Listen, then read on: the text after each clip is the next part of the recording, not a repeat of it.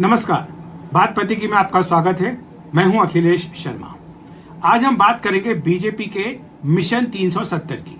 दरअसल इस बार बीजेपी ने यह लक्ष्य रखा है कि लोकसभा चुनाव में वो अपने बूते 370 सीटें जीतना चाहती है। साथ ही सहयोगी दलों के साथ 400 सीटें जीतने का लक्ष्य भी पीएम मोदी ने बीजेपी कार्यकर्ताओं के सामने रखा है। क्या ये मुमकिन है? क्या ये संभव हो पाएगा? इसमें आप जानते हैं कि चुनाव में जितना अंकगणित काम करता है उतना ही रसायन शास्त्र भी काम करता है। जो केमिस्ट्री है बीजेपी की 2014 में 2019 में पीएम मोदी के नाम पर बीजेपी को देश की जनता ने जबरदस्त समर्थन दिया है। क्या एक बार फिर से वैसा ही समर्थन मिलेगा? और दूसरी बात यह है कि क्या बीजेपी ने यह आंकड़ा देश की जनता के सामने रखकर 370 का आंकड़ा सामने रखकर एक तरह से अपने विरोधियों पर मनोवैज्ञानिक बढ़त लेने का प्रयास किया है? क्योंकि चर्चा इस बात की नहीं हो रही है कि बीजेपी लोकसभा चुनाव जीतेगी या नहीं, बल्कि चर्चा इस बात की हो रही है कि बीजेपी 370 का आंकड़ा पार कर पाएगी या नहीं, और अगर कर पाएगी तो फिर कैसे कर पाएगी। तो क्या ये बीजेपी की एक तरह से जिसको कहा जाता है साई वॉर, उसका हिस्सा है, उस रणनीति का हिस्सा है कि विरोधियों पर मनोवैज्ञानिक बढ़त ले लीजिए और बात सब इसी की करने लगे कि बीजेपी जीत तो रही है, लेकिन सवाल ये कि आंकड़ा कितना बड़ा होगा और क्या 370 का आंकड़ा होगा या नहीं होगा। ये आंकड़ा ही क्यों चुना गया, इसके पीछे भी कई बार कारण बताया गया है।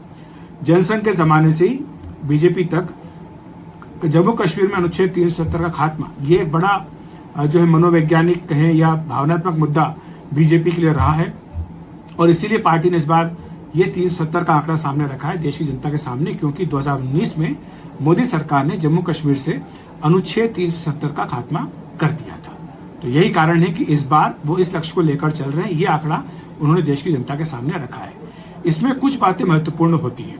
उत्तर भारत और पश्चिम भारत की आप बात कीजिए तो वहां पर बीजेपी सैचुरेशन पॉइंट पर पहुंच चुकी है। जैसे गुजरात है, वहां पर पिछले 2 लोकसभा चुनाव में सभी 26 की 26 सीटें जीत रही है।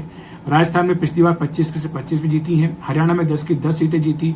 उत्तर प्रदेश में भी बीजेपी ने बड़ा आंकड़ा जो है वो 80 में से जीता था 2014 में और 2019 में। बिहार में पिछली बार 40 में से 39 सीटें बीजेपी जीती।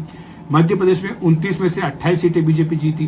तो इस तरह से ये आप कह सकते हैं कि बहुत बड़ा आंकड़ा बीजेपी लेकर ऑलरेडी चल रही है, इसमें कि यहाँ पर इन राज्यों में उनको समर्थन मिल चुका है। अब बात ये आती है कि क्या इस आंकड़े को पूरा करने के लिए दक्षिण भारत से बीजेपी को वैसा समर्थन मिल सकता है? तो यहाँ पर हम एक चर्चा करेंगे दूसरी बात की। यह बात जरूर है कि पीएम नरेंद्र मोदी ने अपनी पूरी ताकत लगाई है, पूरा जोर लगाया है दक्षिण भारत पर। जब से पीएम बने हैं 50 बार से ज्यादा उनके दौरे दक्षिण भारत के हो चुके हैं, और अगर इसी साल की बात करें तो जनवरी से लेकर अब तक 20 से भी ज्यादा बार वो दक्षिण भारतीय राज्यों के दौरे पर जा चुके हैं। तो कोशिश यही है उनकी कि कर्नाटक के अलावा तमिलनाडु हो, केरल हो, तेलंगाना, आंध्र प्रदेश, पुडुचेरी, लक्षद्वीप, यहां से बीजेपी को समर्थन मिले।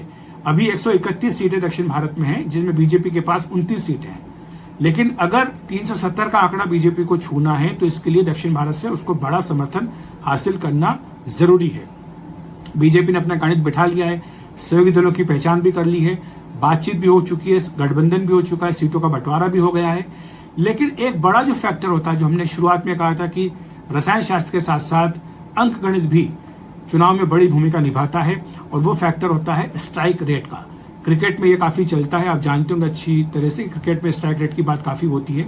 उसी तरह से चुनाव में भी स्ट्राइक रेट की बात काफी होती है। स्ट्राइक रेट का मतलब ये है कि कोई पार्टी कितने उम्मीदवार खड़े करती है और उनमें से कितने उम्मीदवार जीतते हैं। तो उदाहरण के तौर पर अगर हम बात करें 2014 की, तब बीजेपी ने 428 उम्मीदवार अपने चुनाव मैदान में उतारे थे। इनमें से 282 उम्मीदवार जीते थे। बीजेपी को वोट केवल 31% मिला था, लेकिन इसके बावजूद जो स्ट्राइक रेट था वो 65.88% यानी करीब 66% का स्ट्राइक रेट बीजेपी का रहा था 2014 में। यानी सरल शब्दों में कहें तो हर 100 उम्मीदवार जो बीजेपी के थे उनमें से 66 उम्मीदवार जीते। तो ये एक बड़ा आंकड़ा था। फिर 2019 में क्या हुआ? 2019 में बीजेपी ने 437 उम्मीदवार खड़े किए। 2014 में 428 थे और 2019 में 437 खड़े किए, जो कि अभी तक के बीजेपी के इतिहास में सबसे बड़ी संख्या है। इससे ज्यादा उम्मीदवार उन्होंने इससे पहले कभी नहीं खड़े किए थे। तो 437 में से 303 यहां पर उनकी जीत हुई, यानी करीब 37.36% वोट बीजेपी को मिले, और जो स्ट्राइक रेट था वो 69.33% रहा, यानी करीब 70% तक बीजेपी का स्ट्राइक रेट पहुंच गया। मतलब ये है कि 100 उम्मीदवार जो बीजेपी के थे उनमें से 70 उम्मीदवार जीत गए, 30 उम्मीदवार हार गए। तो ये बहुत बड़ा स्ट्राइक रेट है। क्या इससे पहले कभी इतिहास में ऐसा हुआ है? इतना बड़ा स्ट्राइक रेट कभी किसी ने प्राप्त किया है। तो ये अगर हम पन्ने पलटे हैं इतिहास के, तो 84 की बात सबकी नजर वहां पर दी जाती है। राजीव गांधी की अगुवाई में कांग्रेस पार्टी ने चुनाव लड़ा था। तब कांग्रेस पार्टी ने 491 उम्मीदवार 491 पूरे देश में उतारे थे और 404 सीटें इनमें से जीती थी। तो इसका मतलब ये हुआ कि जो स्ट्राइक रेट था कांग्रेस का वो 80% से भी अधिक था 1984 में। इसके बाद पंजाब और असम के भी लोकसभा चुनाव हुए थे, वहां पर भी कांग्रेस ने 10 सीटें और जीती थी और इस तरह से 414 सीटों का रिकॉर्ड कांग्रेस ने बनाया था। तो ये एक बहुत बड़ा रिकॉर्ड है जो आज तक कोई भी पॉलिटिकल पार्टी बीट नहीं कर पाई है। साथ ही साथ आपको ये भी बता दें कि 84 की बात करें या 2014 की बात करें, इसके बीच का जो समय रहा इसमें कोई भी दल अपने बूते बहुमत हासिल भी नहीं कर पाया था। तो इस चरण को भी नरेंद्र मोदी ने आकर तोड़ा जब 2014 में बीजेपी को 282 सीटें मिली और उसने अपने बूते बहुमत हासिल किया। अब क्या चुनौती है बीजेपी के सामने? अगर बीजेपी को 370 तक पहुंचना है तो उसको अपना स्ट्राइक रेट बढ़ाना होगा। पिछली बार करीब 70% था, इसको 82% तक लेकर जाना होगा। यानी बीजेपी के हर 100 उम्मीदवार में से कम 82 उम्मीदवारों की जीत सुनिश्चित करना, ये बीजेपी के सामने चुनौती होगी। तभी वो मिशन 370 पूरा कर सकते हैं। और इसके लिए जो उत्तर भारत है, पश्चिम भारत है, पूर्वोत्तर है, पूर्वी भारत है, वहां पर बीजेपी को अपना परफॉर्मेंस न केवल बरकरार रखना है बल्कि सुधारना होगा। और साथ ही दक्षिण भारत में उसको अपनी बड़ी ताकत दिखानी होगी, बड़ी संख्या वहां से जीतनी होगी। मैं आपको उदाहरण दे देता हूं तमिलनाडु का। तमिलनाडु और पुडुचेरी को मिलाकर के 40 सीटें हैं। बीजेपी ने पीएमके को 10 सीटें वहां पर दे दी हैं। तो अगर हम 82% के स्ट्राइक रेट की बात करें तो वहां पर इस लिहाज से बीजेपी को कम से कम 30 सीटें तमिलनाडु में जीतनी होगी। क्या आज की तारीख में ये संभव है? ये जवाब तो मैं जाहिर सी बात है कि 4 तारीख को मिलेगा। लेकिन चुनौती बहुत बड़ी है बीजेपी के सामने तमिलनाडु में, केरल में, तेलंगाना में, आंध्र प्रदेश में इतना बड़ा स्ट्राइक रेट लगाने की।